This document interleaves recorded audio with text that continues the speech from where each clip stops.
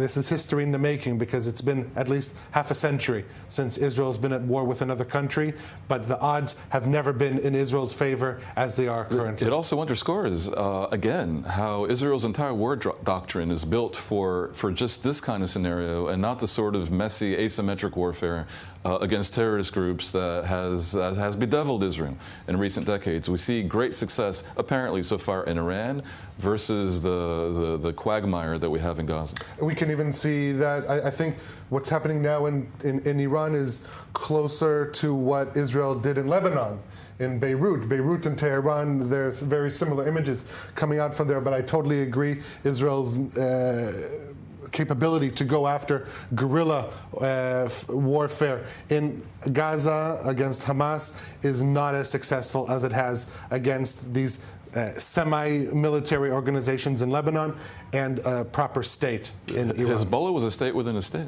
Indeed. Throughout the war, mention has been made about Iran calling it the head of the octopus. The proxies were, for the most part, decapitated.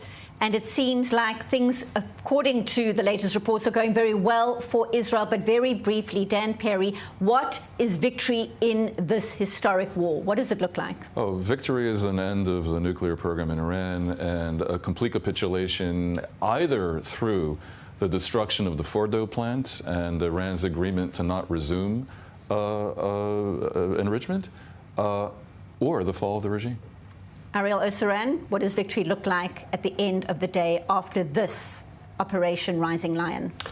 Well, that's a complex question, because the Israeli leadership has not dictated the goals of this war properly. Very vague goals of going after Iran's ballistic missile program, delaying Iran's breakaway to a bomb capability. These are very vague, and the regime change has not been officially stated as a proper goal of the war. It has been hinted at, but I think this also makes it more challenging to point the finger as to what victory is. I think ultimately, absent of an Israeli goal, Iran lifting a white flag and returning to the negotiating table under American dictations. One more